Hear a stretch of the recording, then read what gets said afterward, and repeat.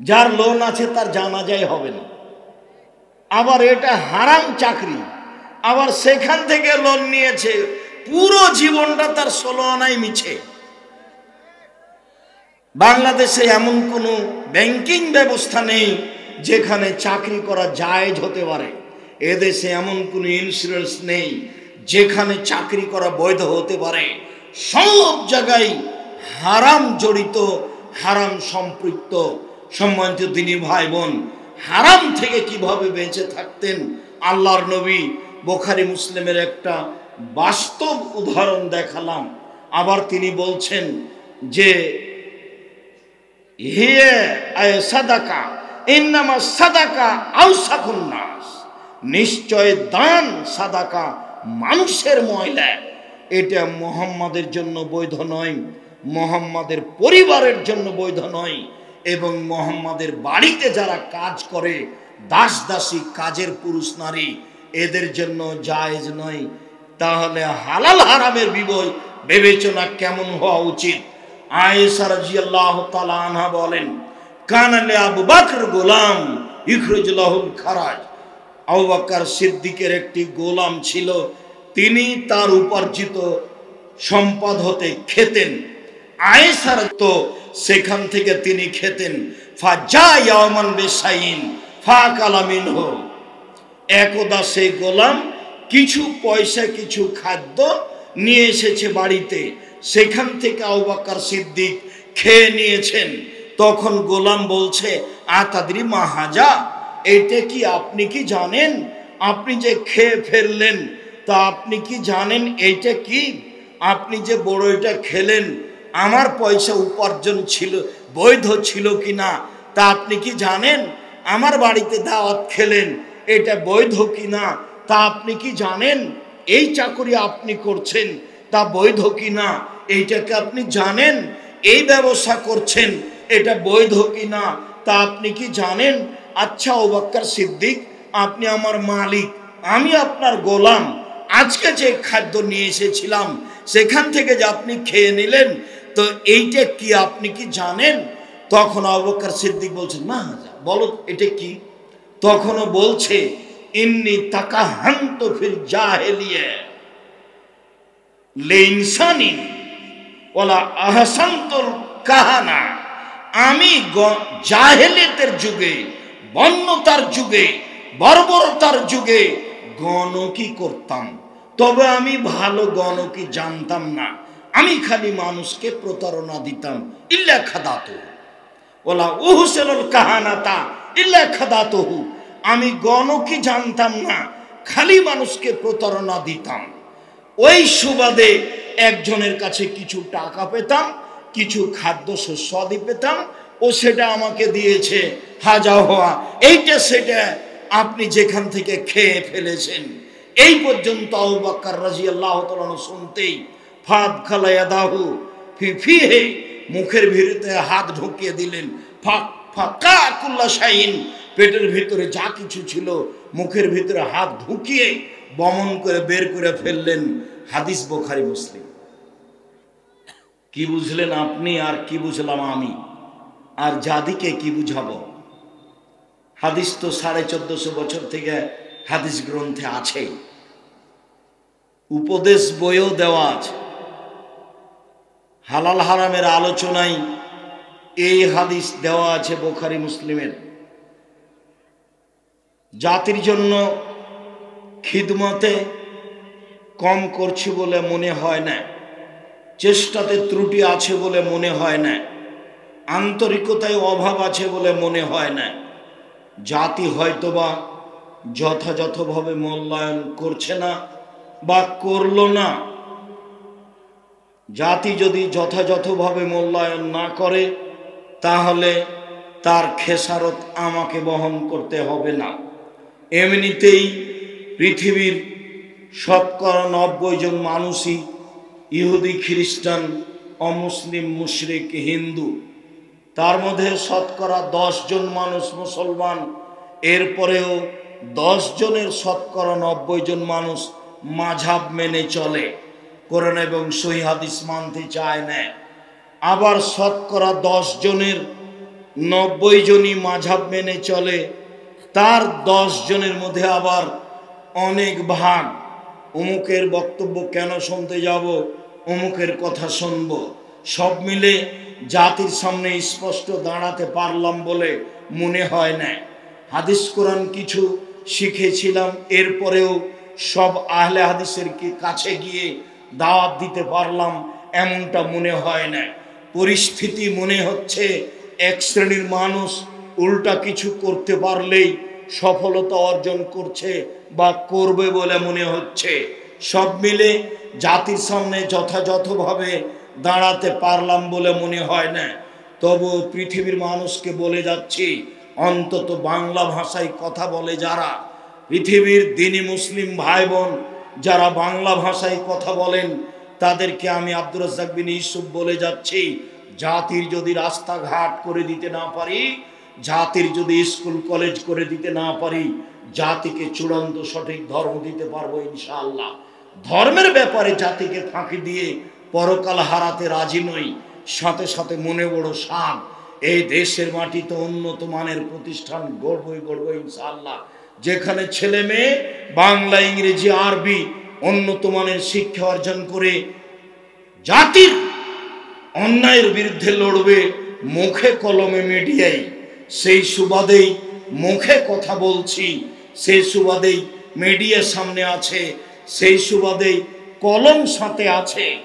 অনেক বই পুস্তক সময় নাই, তারপরেও বের করার চেষ্টা করা হয়েছে। জামিয়া সালাফের একটি বড় কাজ কলম, যেটা আপনাকে মূল্যায়ন করতে হবে, আলিতে সম্পত্রিকা সহ। সাথে সাথে আব্দুল্লাহর এই কাজটিকে বাংলা ভাষার দ্বীনি ভাই বোনকে সাড়া দিতে হবে, বরং পৃথিবীর মুসলিম পুরুষ নারীকে সাড়া দিতে হবে, যেটার লক্ষ্য উদ্দেশ্য সারা দেশ জুড়ে মক্তব পরিচালনা করতে চাই। মক্তব ভিত্তিক শিক্ষা কার্যক্রম এবং দাওয়াতি কার্যক্রম হবে।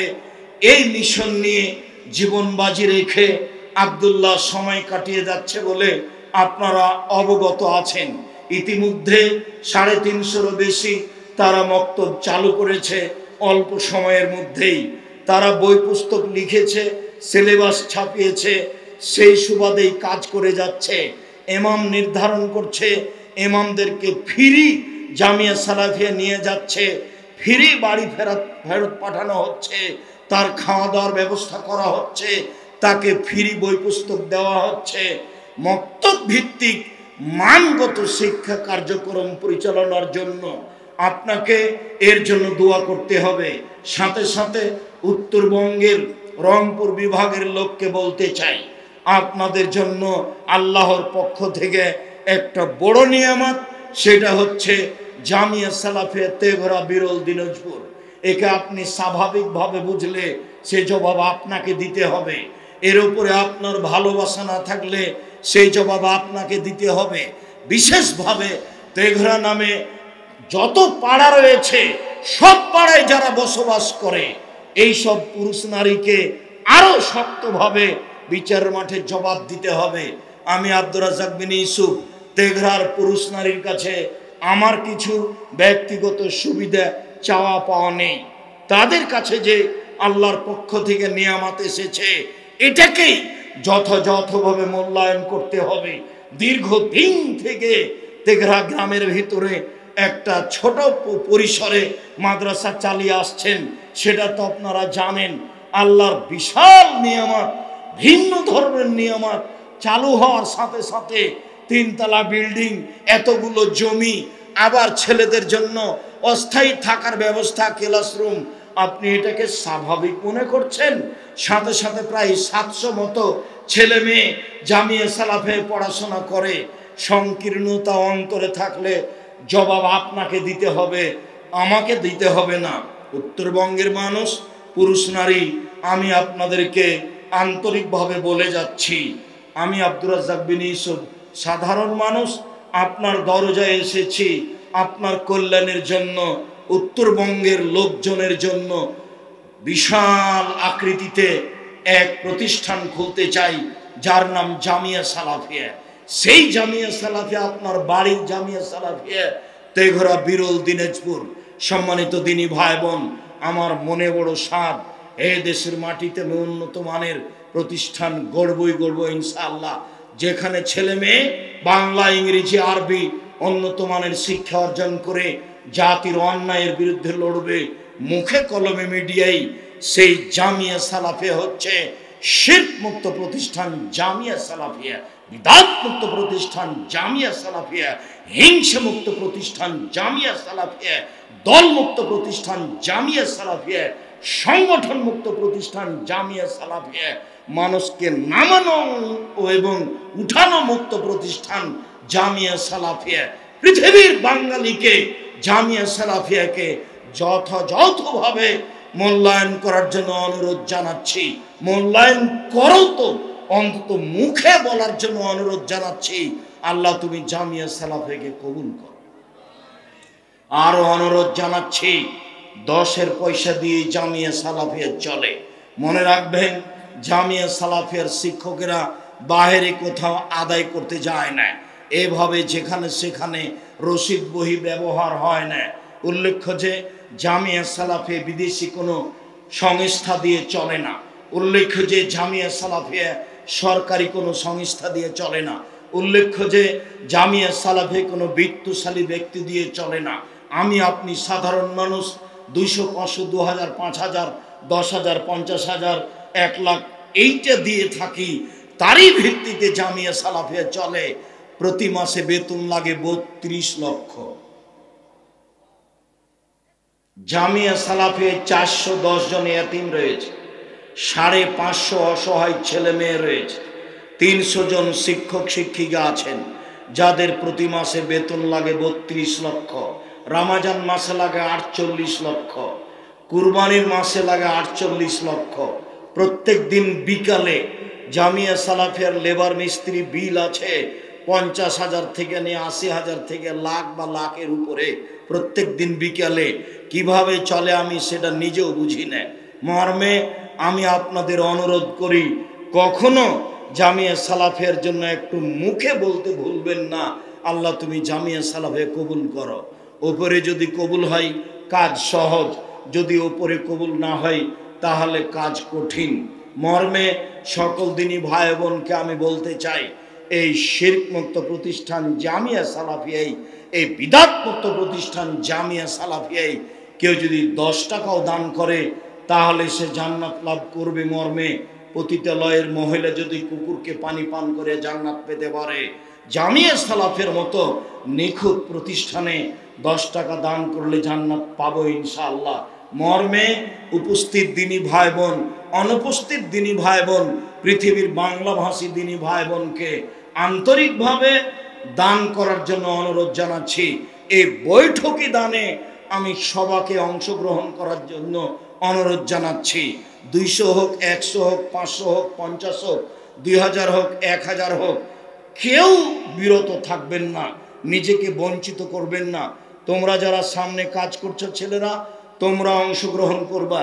স্টেজে যারা আছি তারা অংশগ্রহণ করবেন। নিজের কাছে 10 টাকা না থাকলে কারো কাছে নেবেন। আমি খাকসার সাধারণ মানুষ, আপনাদের জন্য দোয়া করি এবং আপনাদের বৈঠকি দানে আমিও অংশগ্রহণ করি।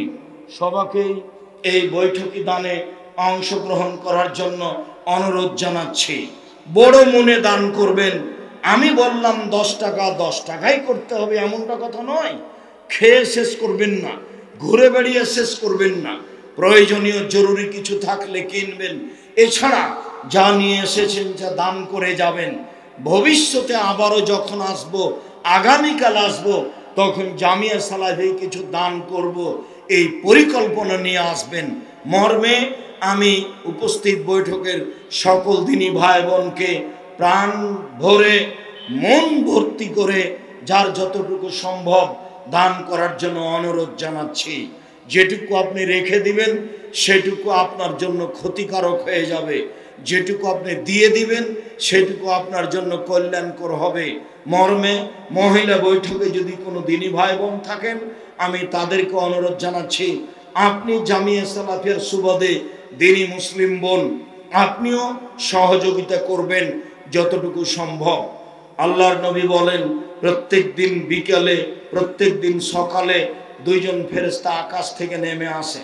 একজন বলে, আল্লাহ যে যতটুকু দান করলো তুমি তার ততটুকু পূর্ণ করে দাও, আল্লাহ যে যতটুকু দান করলো না তুমি তার ততটুকু ক্ষতি করে দাও।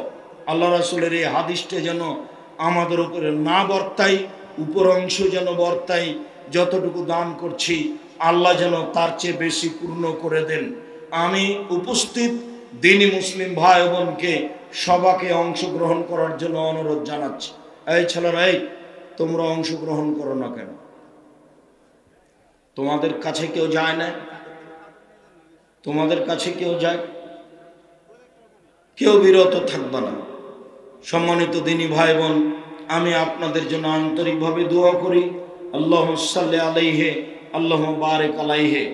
আল্লাহ যে যতটুকু দান করছে তুমি তার দানকে কবুল করো, তার অর্থ সম্পদে বরকত দান করো, তুমি তার অর্থ সম্পদে নিরাপত্তা দান করো। আল্লাহ তুমি জামিয়া সালাফিকে কবুল করো। দিন রাত আমি তোমার দরবারে বলছি, তুমি জামিয়া সালাফে কবুল করো। তুমি আমার একটা কথা শোনো, তুমি জামিয়া সালাফে কবুল করো। আমার কোনো ভুল ত্রুটি দিয়ে জামিয়া সালাফের ক্ষতি করো না। তুমি আমার এই দাবি কবুল করো। আমার একটা কথা শোনো, আমার মনে বড় সাধ, এ দেশের মাটিতে উন্নত মানের প্রতিষ্ঠান গড়বই গড়ব, সেটাই জামিয়া সালাফিয়া। তুমি আমার একটা কথা শোনো, তুমি জামিয়া সালাফে কবুল করো। যারা জামিয়া সালাফের বিরুদ্ধে লড়ে তুমি তাদেরকে হেদায়াত দান করো। যারা জামিয়া সালাফে কম থেকে কম বেশি থেকে বেশি দান করে তুমি তাদের দান কবুল করো। তুমি তাদের অর্থ সম্পদে বরকত দান করো, তুমি তাদের নিরাপত্তা দান করো।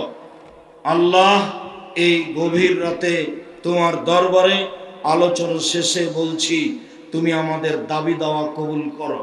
তোমার দরবারে এই জোরালো দাবি দাওয়া দোয়া রেখে আজকের আলোচনা এখানেই শেষ করলাম। সুবহানাকা আল্লাহুম্মা ওয়া বিহামদিকা আশহাদু আল্লা ইলাহা ইল্লা আনতা আস্তাগফিরুকা ওয়া আতুবু ইলাইক। আসসালামু আলাইকুম ওয়া রাহমাতুল্লাহ।